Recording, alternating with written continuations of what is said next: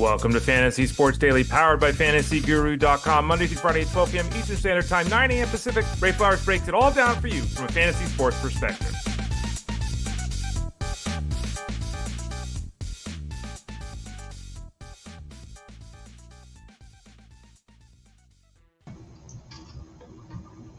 Hello, everyone. Ray Flowers of FantasyGuru.com. Hope you're doing well here on this fine Thursday. I believe it's Thursday. I think it's Thursday. Actually, I know it's Thursday. It's Thursday here on the show. Fantasy Sports Daily, powered by FG. We're here 5 days a week, 12 o'clock Eastern Standard Time. We usually go about an hour. That'll be the plan today. After this today, by the way, we changed the schedule up a little bit on the Elite Sports Show. So you listen to this show for an hour, and then you head over to SiriusXM Fantasy Sports Radio from 2 to 5 p.m. Eastern Standard Time.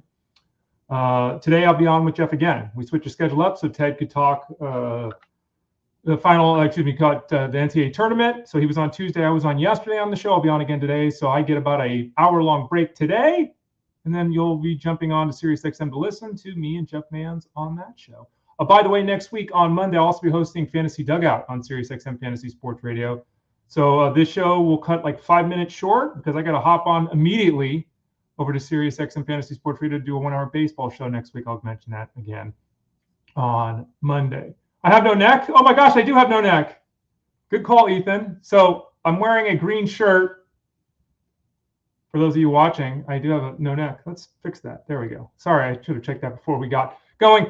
What are you talking about, Ray? I go to FantasyGuru.com and I click the Elite Plus tab at the top of the page and listen on the podcast. Or I just go to Pandora, Spotify, YouTube Music, or Apple iTunes, Ray, and type in Fantasy Sports Daily. What are you talking about, Ethan, and saying you have no neck? Well, there are 3 places. You can watch the show live or on demand. Obviously, if you're watching live, as we just had from Ethan there with a comment about me having no neck, you can leave comments and questions that we can address throughout the show. Those are youtube.com/@ElitePlusNetwork, facebook.com/FantasyGuruHQ, and Twitter X @FantasyGuruSite.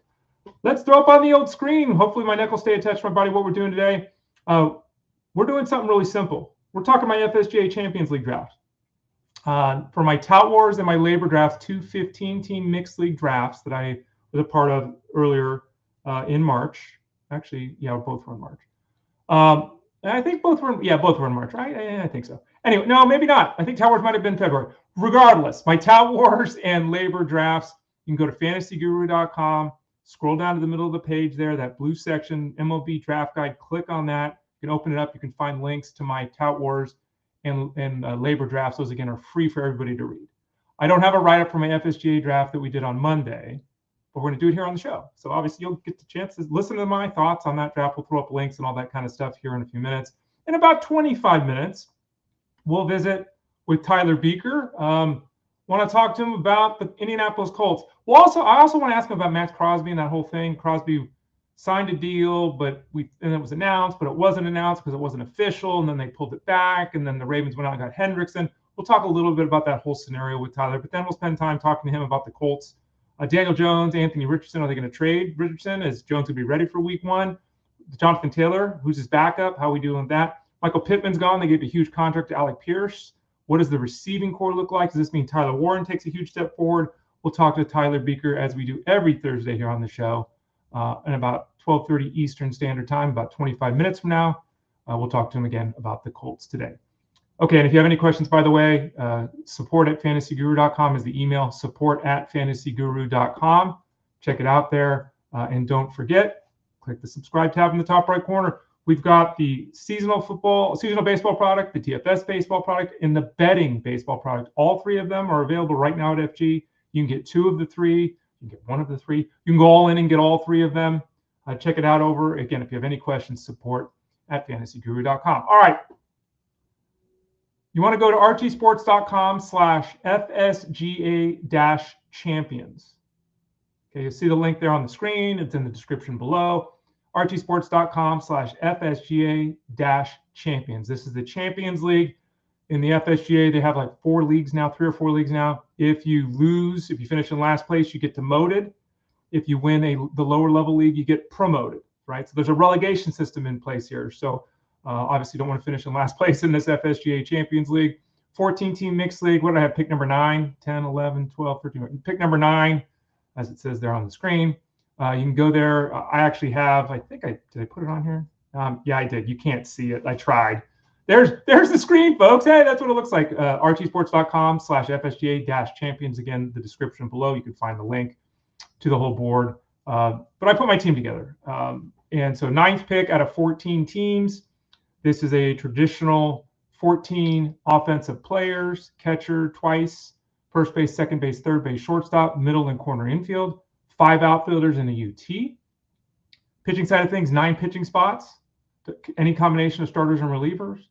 Benches, six spots on benches. We have aisle spots. Excuse me, we have aisle spots. We have fab for in season to pick up players, all the good stuff. So I had a plan. I talked about this briefly on the Elite Sports Show yesterday with Jeff Mans, again, 2 to 5, Monday through Friday on Sirius XM. I had a plan going into this draft, and my plan was the following. My plan was to take Logan Webb in the 3rd round and a closer in the 4th round. And I was going to take, because you all know I don't take pitching early. It's not my thing. It's not my jam. It's not what I do. I was going to take an SP1 that I could get 200 innings from. Logan Webb's one of the few guys in baseball you can say that about. I was hoping to get Miller, Munoz, Cade Smith, get one of the elite closers, and then have all the rest of my top 10 picks be hitters. So 8 of my first 10 picks were going to be hitters. That was the general plan. And it started out well enough. Logan Webb in the 3rd round, right? So boom. But then the excitement started. Then we had Johan Duran go, and Andres Munoz, and Edwin Diaz. And it's like, okay, all these relievers start flying off the board. And it's like, well, I'm looking, Cade Smith went too. And it's like, well, even my plan to go pitching early, it doesn't work, right? So as you can see there in the 4th, here, let's start out. I went up with Kyle Tucker 1st, James Woods 2nd, Logan Webb 3rd. So Kyle Tucker, 2020 lock. I think that James Wood is a 30-15 lock. Tucker could go 30-30. We know that. He's going to be a star for the Dodgers. Wood has got issues with contact, but he was really good last season. Helps if you're in an on-base percentage league versus a batting average league. This is a traditional 5x5 setup for the roto scenario. So batting average, home runs, RBIs, runs, and steals. On the pitching side, wins, ERA, whip, strikeouts, saves. So it does ding Wood a little bit, but still he's going to play every day and be very productive. So Tucker and Wood, as we've also talked about here on the show, the wide receiver. The outfield has got a lot of talented guys, but it starts to get a little thinnish, right? If you wait. And I've waited in a couple of these drafts, and the outfield's kind of been So I changed things up. So anyway, Tucker, Wood, Webb, totally as planned here from the 9th spot.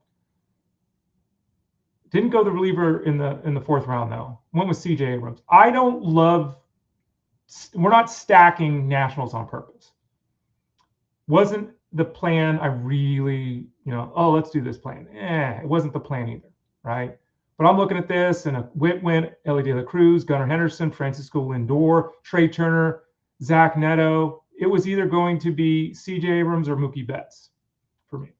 So I take C.J. Abrams with the thought process being, I have Tucker, Wood, and Abrams. These are 3 guys that, as a combination of players, if we add everything together and they're healthy, they're going 20-20-20. They're going 20-20, right? Maybe it's 15-35 for Abrams. Maybe it's 35-15 for Wood. Maybe it's 25-25 for Tucker. You get the point. 20-20 as a baseline for those 3 guys. Feel very comfortable with. Now the batting average, Tucker will be fine. Woods and Abrams, maybe they're hitting 250 together. Maybe it's 265. Maybe it's 270. If Abrams finally has that batting average, I think he could. But there's a little bit of risk there in the batting average. But the other stuff, we're in a good shape. So now we're sitting here coming into the 5th round of this draft, and Mookie Betts is still there. Vlad Sedler of FTN is picking right before me. I know he's going to take Mookie Betts. He's a Dodger fan. I know it. So Betts is just weighing. He's waiting. He's sitting out there. And I'm like, okay, I got a 40-60 chance of getting Betts as my middle infield option, which would be fantastic. But I'm betting that Vlad Sedler takes Betts. And of course, he could take Betts 1 pick before me. Okay. So I'm sitting there and I'm looking at the group of guys available, and it's like, I'm just going to take George Kirby. I'm going to get another guy who's a top 15 pitcher for me, who has a chance to be an SP1. And I have, instead of a number 1 SP and a number 1 RP, which was my original plan, I'll have a number 1 SP and a number 2 SP. Okay, we'll work with that. So I take George Kirby. Then I'm looking at the picks that are made, and I wanted to, hopefully Bo Bichette would fall back to me. It didn't fall. Hopefully Jackson Merrill would fall. It didn't fall. Maybe Cody Bellinger taken. So all the 3 main players I was targeting in those next 9 picks or whatever it is, 8 picks, those 3 guys all went. So then I'm sitting here and I'm looking at myself and I'm like, okay, I think Joe Ryan's a top 20 pitcher too. This is not my plan. This is not what I wanted to do coming in. Again, I wanted 2 pitchers in my top 10. But as I say all the time on this show, 3 or 4 pitchers in your top 10 picks is generally a good place to be. So I take Joe Ryan. So this is as strong a start as I ever have with pitching. And I, legitimately for me, Kirby, Ryan, Webb, I have 3 top 20 guys, and I think you can make the argument you have 3 top 15 guys. That's terrific. Not the plan, not what I was expecting, but you got to play the draft. And we talk about this a lot when people say, hey, Ray, when do I take this guy, or when do I go this position? Or remember, we're filling categories, and it's different than fantasy football. In fantasy football, where basically your decision on draft day is when to take a quarterback and a tight end, because you're piling up wide receivers and running backs early in drafts. In baseball, it's not that way. You could target pitching, you could target hitting, you could target starting pitchers, relievers, you could target power, you could target speed, you could target batting average. We have to fill categories. It's much more complex and much less readily able to just simply say do A, B, and C in your draft, because everything's moving and everyone's playing this game of musical chairs trying to put the pieces together. So I ended up with 3 pitchers in the top 6 picks, which is not what I wanted to do either.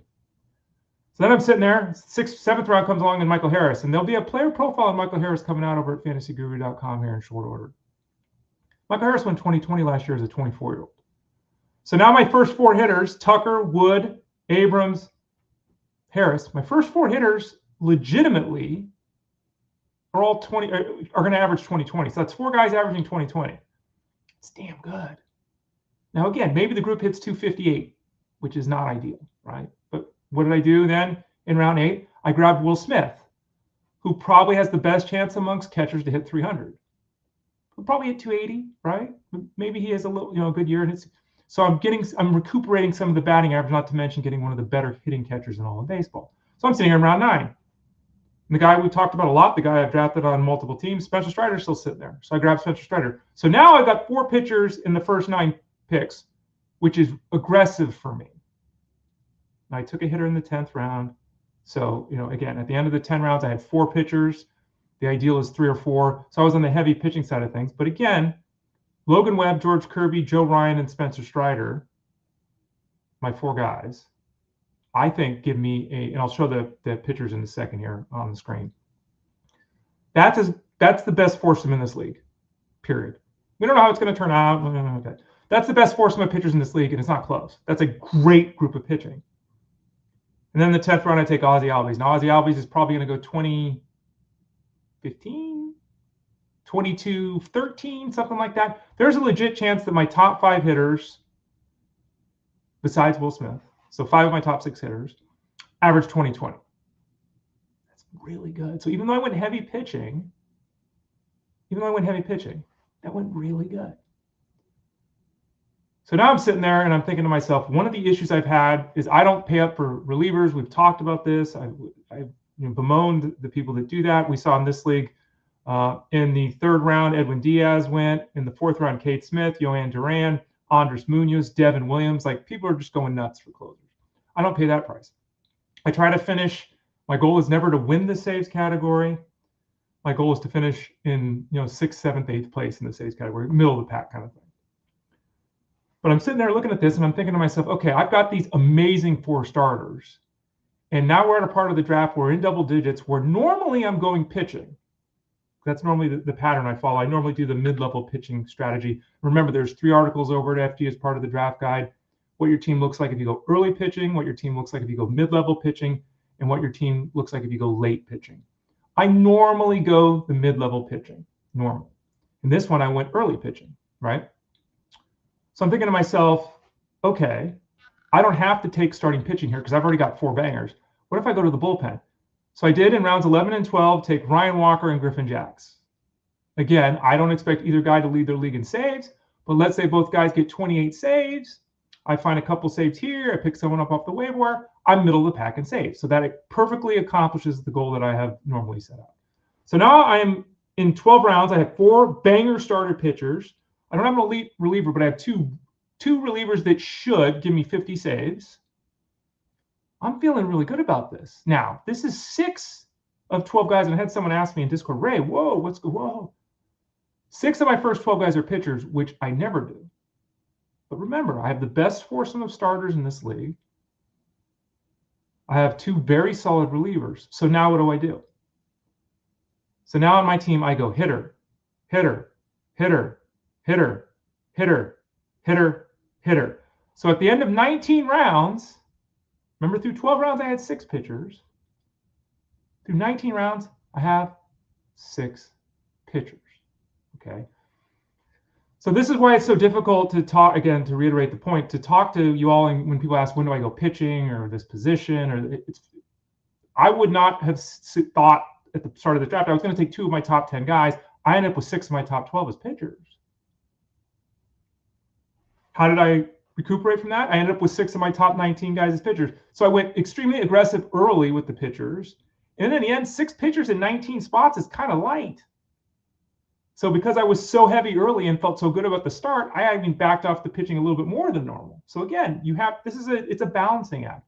And it's why Long said that drafting is not a science, it's an art. I mean, that's just how you got to play this. So looking at the screen here, let's talk about the offense. Spent a lot of time talking about the pitching side of things. I might as well just throw it up on the screen here. How did it turn out? Webb, Kirby, Ryan, Strider, Walker, and Jax we talked about. Joey Cantillo, one of my favorites this year. Braxton Ashcraft, we have a player profile about. Both Ashcraft and Cantillo are mentioned in the Breakout Pitcher of the Year article. I see that Godfrey's mentioned that he got the Breakout Pitcher of the Year, the actual #1 guy, in both of his drafts the last 2 days for very reasonable prices. Way to go, Godfrey. Both Cantillo and Ashcraft are in that article. They're not the answer, but both are in the article. Bryce Miller was my 9th pitcher. Bryce Miller, who's got the side issue, who I took in the 12th round in Tout War, something like that. Not going to be ready for opening day, but he threw a bullpen the other day. Saw some video of it, looked pretty good. Very likely he's going to be able to return from his side issue in April. So maybe he makes 25-6 starts this year instead of 30. Okay, that's the hope right now. So taking him in the 23rd round, felt very good about that. So that to me is kind of an ideal way to build a pitching staff, right? And then you look at the bench. Sean Manaea, who still can't find his velocity. He's still throwing 89 miles an hour. I don't know where the extra 2-3 miles an hour is. I don't know. Was successful the other day. He's been pretty good this spring in terms of results. We talked about him, about the fact that whether it's a mechanical issue, whether it's coming back from injury last year, he's claiming he'll get adrenaline and the velocity will come back. But I took him in the 25th round. Like if he's just an average pitcher in the 25th round of a 14-team mixed league, it's okay. If he reverts to who he was before he got injured a couple of years ago, that's a banging pick. Braxton Garrett was my 27th round pick. Now, Braxton Garrett may or may not open the year in the starting rotation with the Marlins. Why do I like Braxton Garrett? There will be a player profile on him, I think this weekend, next week, soon, upcoming. I have to write it about Braxton Garrett and why I like him. Jansen Junk is in competition with Braxton Garrett for the final spot in the Marlins rotation. The Marlins are all righties. It would really benefit them to have the lefty Braxton Garrett in the rotation. I think Junk and his ability to limit walks, probably better as a swingman. We'll see how that plays out. But again, 14-team mixed league in the 27th round, Braxton Garrett, love that. And then finally, I took a reliever, Luke Weaver. I'm a big fan of Devin Williams. I think he rebounds just fine. Still, there's a chance for Luke Weaver to get 8 to 10 saves just as a support guy with the Mets. There's always a chance that Williams, who has dealt with some physical woes here the last couple of years, gets injured. If he does, maybe the 8 saves that Weaver gets, now it's 13 saves. We know he's a very effective pitcher. So as a 28th round draft pick, I think that was a very good move to make. Going back to the offense you've seen on the screen here, let's talk about it. Will Smith, Dylan Dingler.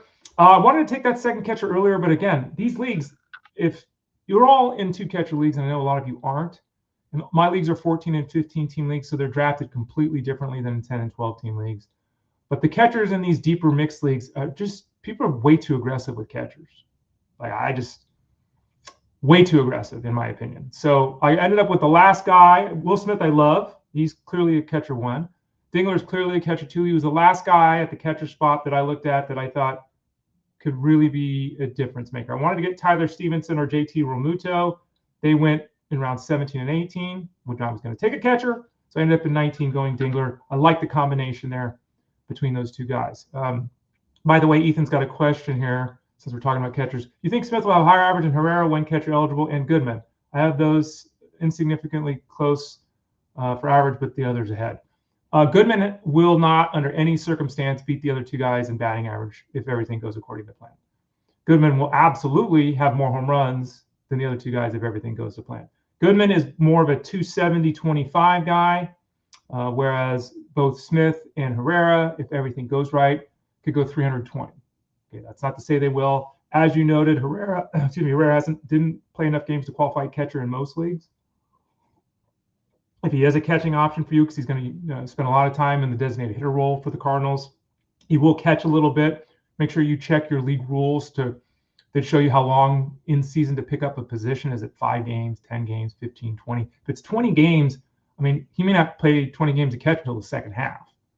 So, in the leagues I'm in, he's just not a priority player because if he's catching once a week, I mean, but in those leagues where he's eligible right now, or it's like 5 games or something like that, as a catcher eligible player, Herrera will be very enticing. And he's got a legitimate shot to be as productive as Will Smith in a very similar manner too. Really like his offensive game. It's just, again, he doesn't qualify catcher in most setups. At first base, I have Luis Arias, which is way down on power. Why did I do that? Because as we discussed, my first 5 or 6 hitters might hit 258. I need some batting average, right? So I did the Will Smith and the Luis Arias batting average move. Will Smith hits 288. Luis Arias hits 310. That helps an awful lot. Luis Arias will also play second base for the Giants. So when 20 games happen in this league at second base, so basically at the start of May, I'll have the ability to take Arias from first base and move him to second base or middle if I want. Okay.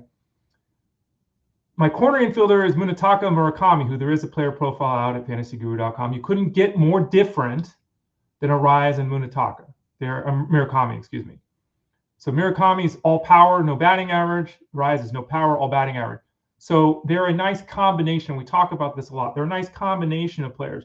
Let's say that Murakami hits 240 and Arias hits 310. Combined, they hit 270. That's not bad. Let's say that we get 9 home runs from Arias and we get 31 home runs from Murakami. That's 20 home runs each. So then my corner infield and my first baseman end up hitting 270 with 20 home runs. It's not bad, right? It's not great. It's not league winning, but again, this is a 14-team league. So the goals are much different in a 14-team than in a 10 or 12-teamer. They're much different when we have 14 hitters in our starting lineup, whereas some of you have 10, right? So this is a really good combination, I think, in this particular setup. Ozzie Albies a big fan, written about him a lot at FG. We've talked about him here on the show. The shortstop is C.J. Abrams. We talked about him. Jordan Lawler is my third baseman. Now, Lawler will qualify in the outfield because he's playing in the outfield. I don't know if you saw it yesterday. He made a mistake, got an error in the outfield, and then jumped over the fence and robbed a home run. He's been pretty good there in spring. We've talked about him every day here on the show, it feels like. So, again, just like Arias, qualifies at one spot now. We'll pick up another position in season. So I took a risk there with Jordan Lawler. The outfield ended up being Tucker, Wood, Harris. So we talked about Brian Reynolds, who is Mr. Consistency, who should be a little bit better than last year. Right, but he plays every day and he's uber stable and consistent. And then the 2 youngsters, Carson Bench and Kevin McGonigal. And this one a little different. There was more pitching here earlier than normal for me. I don't normally take multiple rookies, but I took Lawler, Bench, and McGonigal. Why? Because this is a 14-team mixed league with 29 roster spots. Like, we're going 400 players deep in this thing.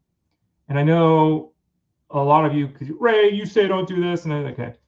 406 players are being drafted in this league. 406. Many of you are in 10-team leagues where 25 players gets drafted. It's 250 players.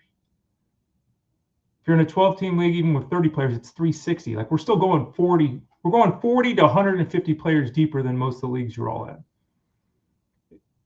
You got to take some chances when the player pools increase like that. And you also have to take some chances when you're in a 14-team league. Is it ideal to have 3 in a 10-team league? No. In a 12-team league? No. In a 14 or 15-team league, it's not as bad. Okay. So McGonigal's got a shot to start the season with the Tigers as their starting shortstop. We'll see if that happens. As you can see there on the bench, I actually grabbed his teammate with my last pick, Zach McKinstry. McKinstry can, play shortstop too if they need him to. He qualifies at 3 positions, but he can play shortstop. He could fill in as the UT spot if I need a guy. If McGonigal doesn't make it, Carson Bench has been really good this spring, and all indications are he will open the season in the starting lineup for the Mets. If he doesn't, I got Garrett Mitchell, who's going to be a starter in the outfield for the Brewers, picked him in the 24th round. And then Spencer Steer is kind of the wild card. Depending upon injuries and everything and positional flexibility, Spencer Steer could end up qualifying at outfield. He could play out there. He's obviously a first baseman now. He might just face left-handed pitching to start the year. Someone could get hurt. He gets 475 plate appearances. Again, remember, 14-team league with 29 roster spots, 475 plate appearances works. 475 plate appearances in a 10-team league with 3 outfielders doesn't work, right? So this, again, is an understanding, hopefully, that you'll have of how this league is a little bit different than probably some of you did. So there's the team.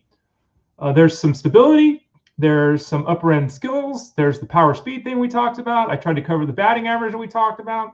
We've got some youth here. I mean, Jordan Lawler goes 2020. Carson Bench goes 2015. And Kevin McGonigal hits 285 with 17 home runs. This team is really good.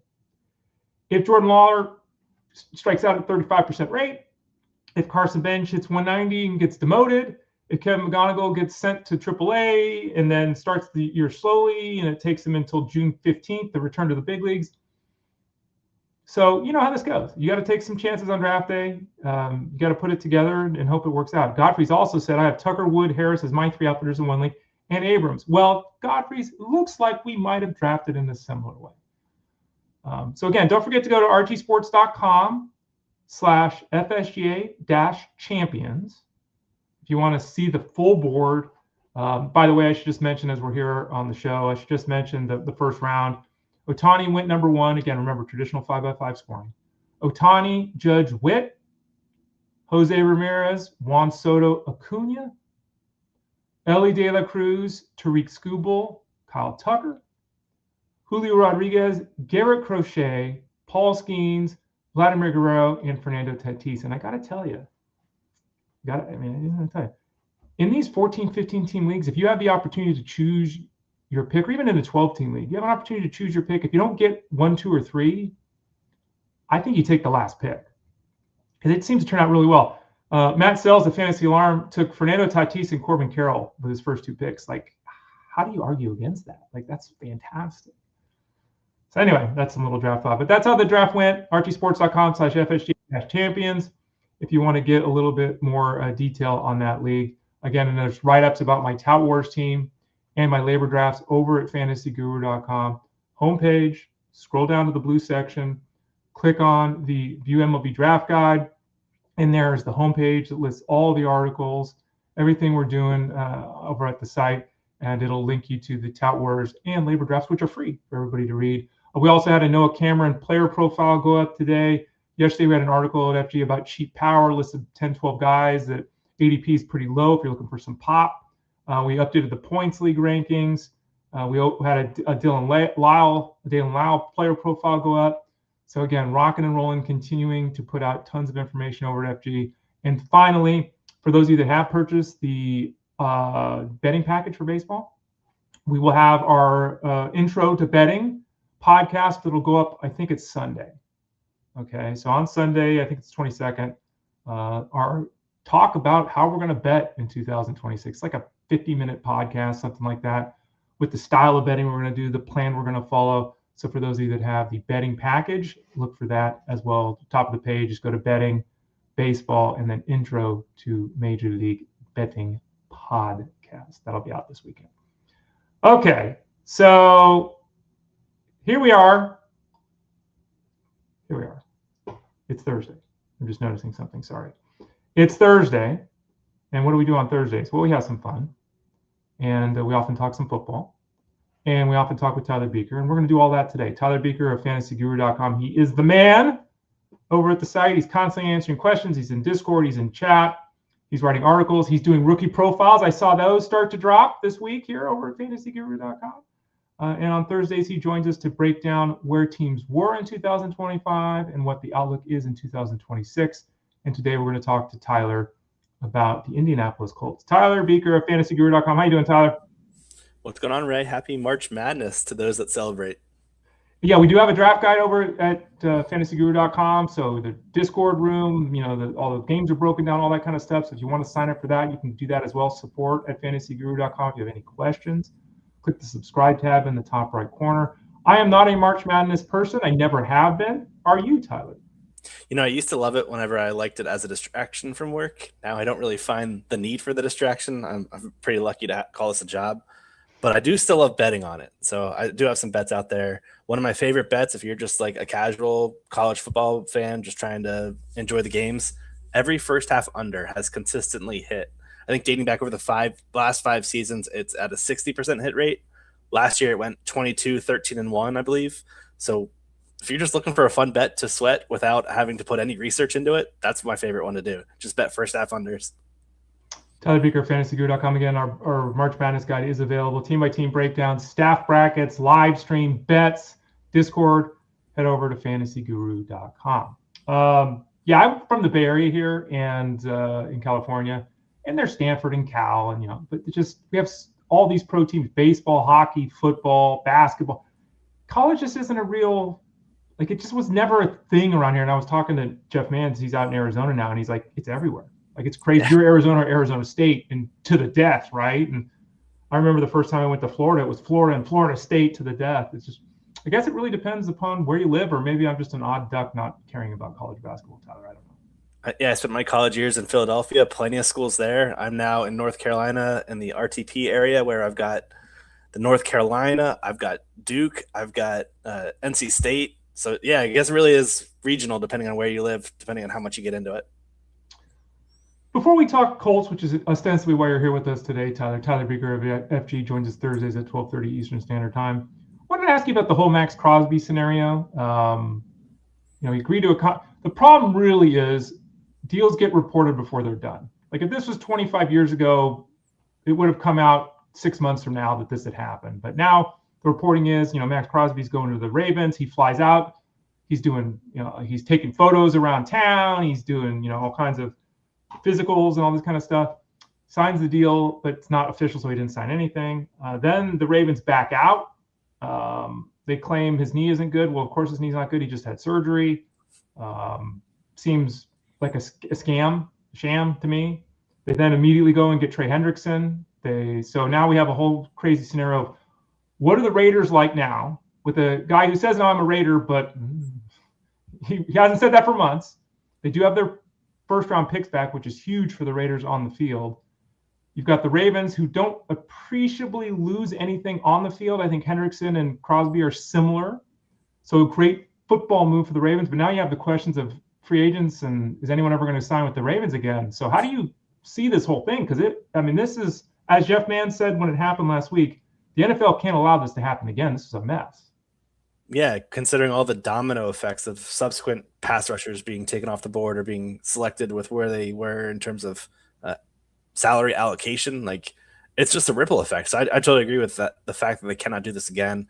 The Ravens have become that manager in a dynasty league that you just refuse to trade with now because of poor practices.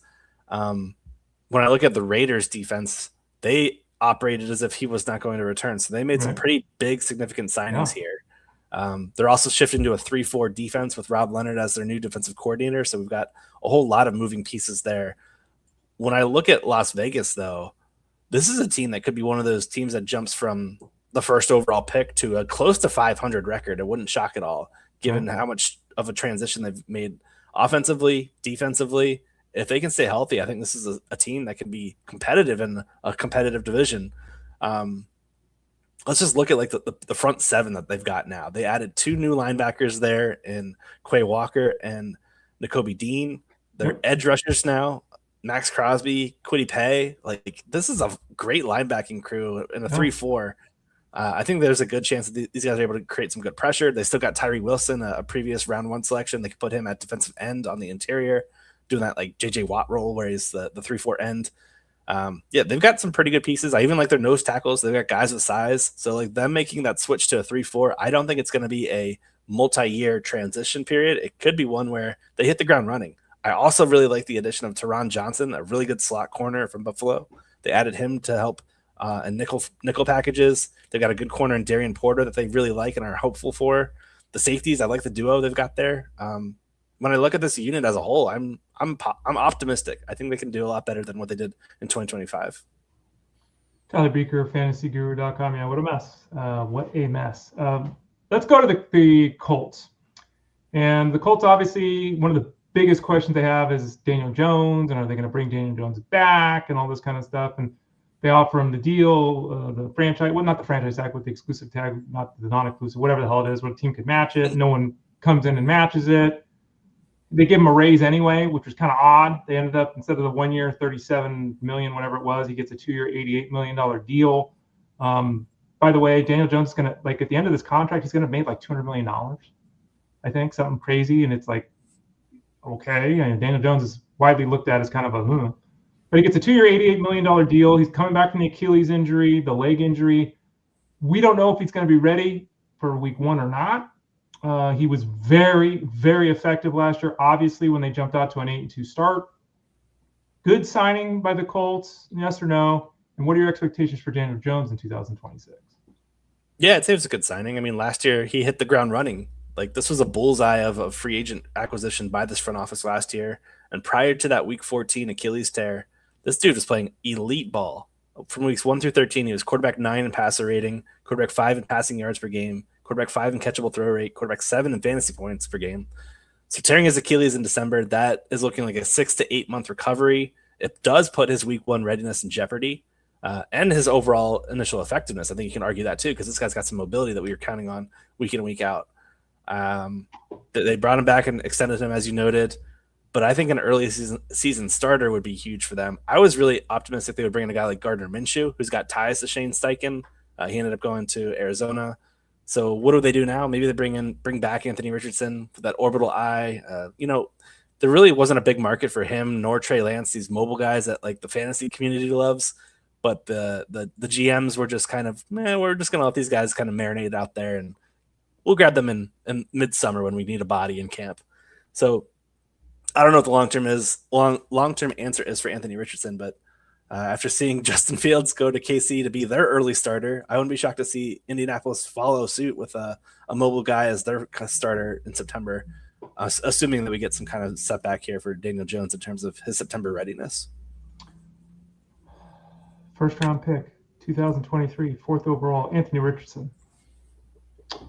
This league it's a fascinating league. Anthony Richardson is being treated just like Trey Lance was, like you got a short shot and then you're out. And I don't know if that's the right call or not. Richardson obviously has dealt with multiple injuries. There are rumors that he might be traded.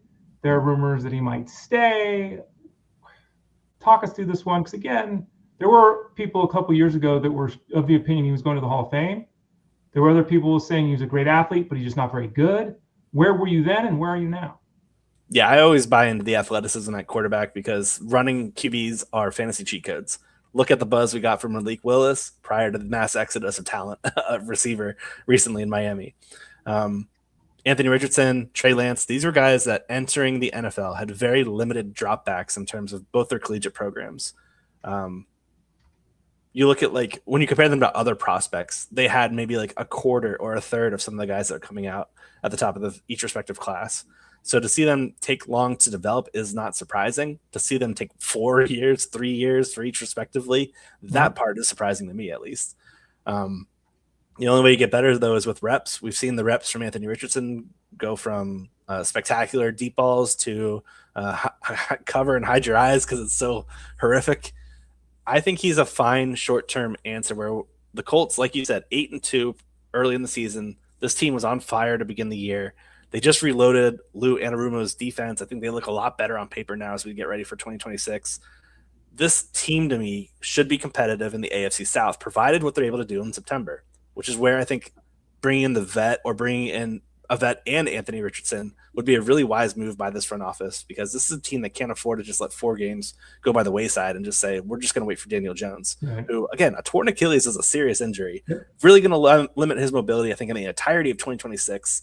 And that's huge for a QB who sporadically would provide us good rushing outputs. He would at least extend plays in terms of moving around in the pocket and then sporadically run for the first downs, keeping drives alive. So I think they may take their time with him, especially given all the money they just associated with him contract-wise. But they need to figure out QB2 real quick. Yeah, Daniel Jones, by the way, is pretty damn athletic. I mean, he's not Lamar Jackson or Josh Allen, but he can run. I mean, he's athletic.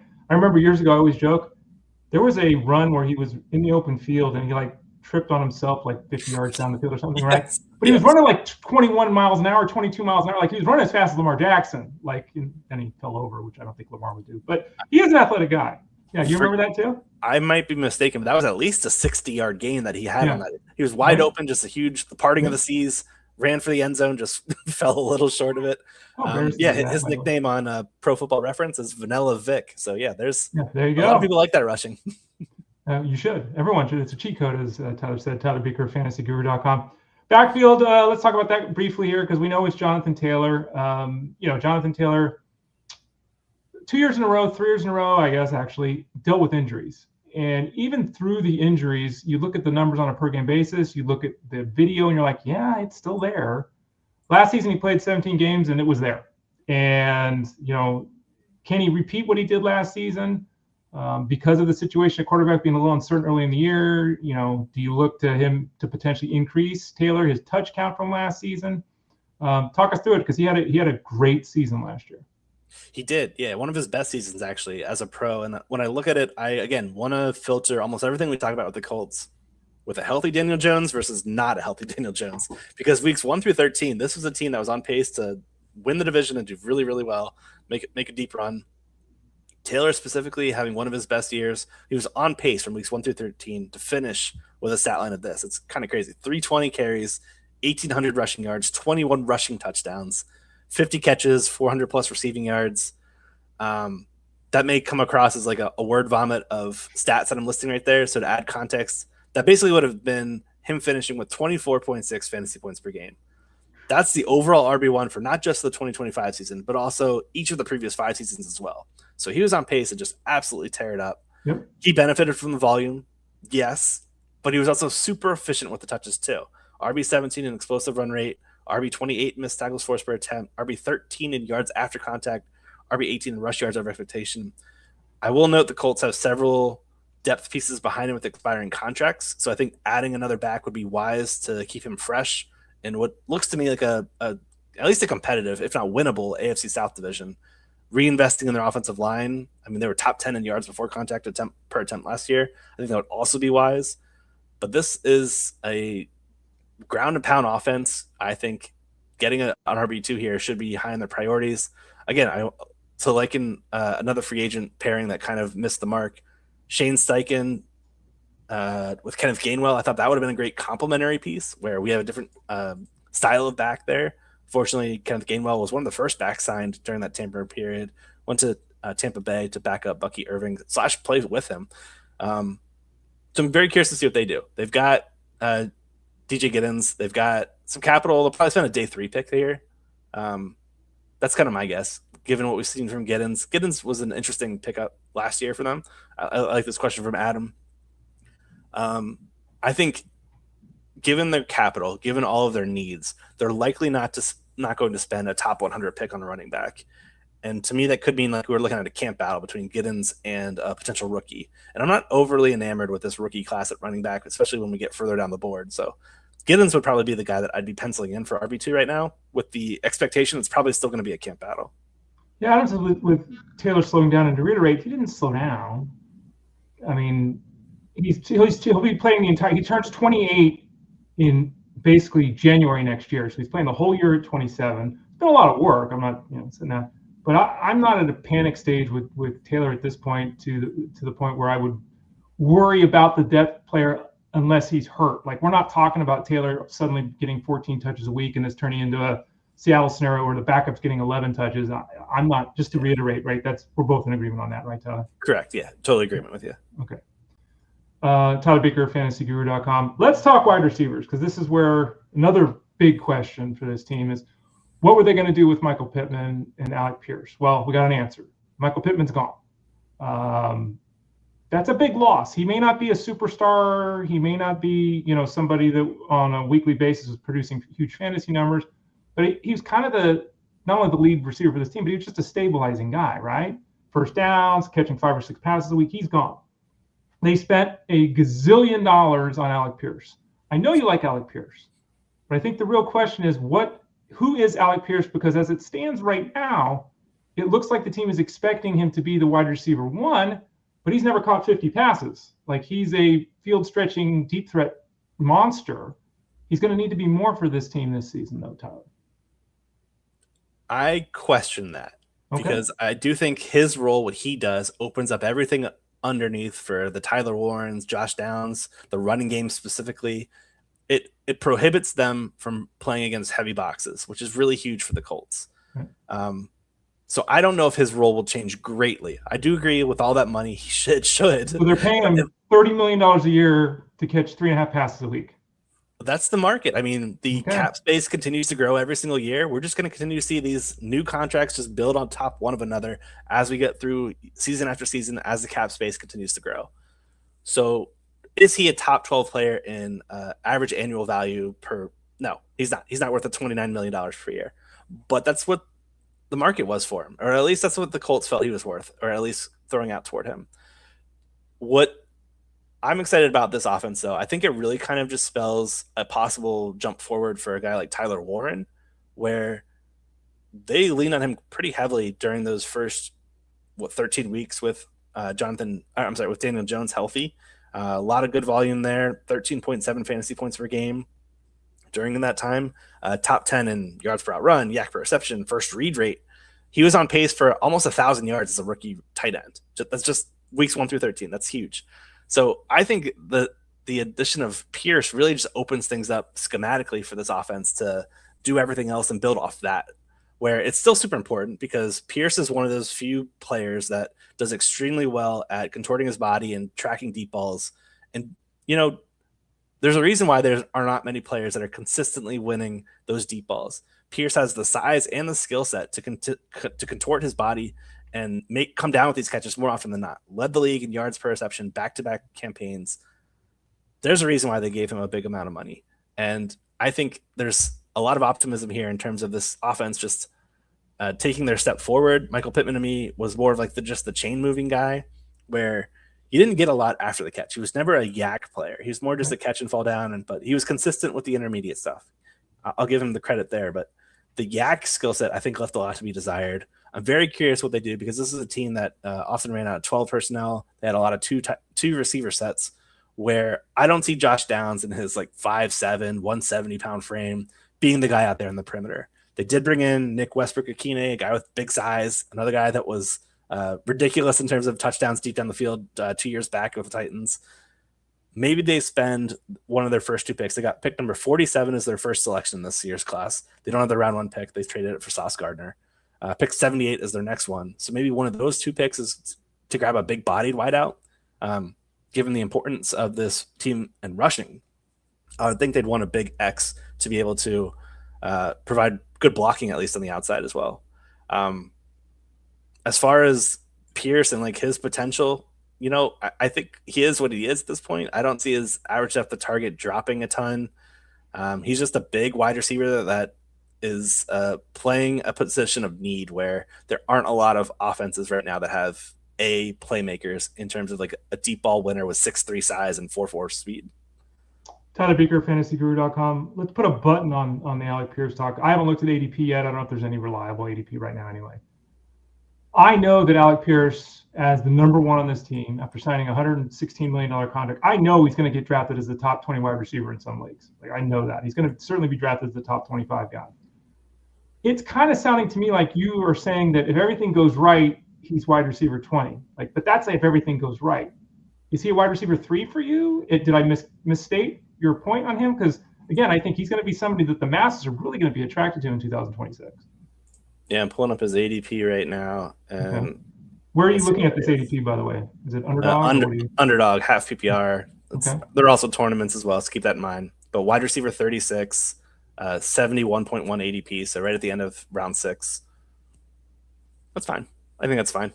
I think people aren't jumping the gun in terms of drafting him well above where he should just because of the contract.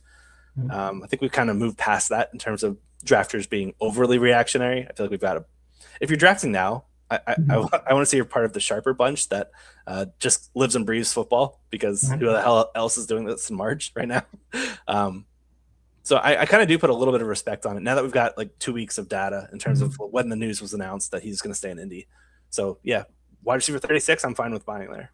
Let's circle back in 3 months. Let's remember this. Let's just see, because I just wonder, maybe I'm wrong, maybe I'm totally wrong, but I've already seen a couple questions in Discord. It seems that way.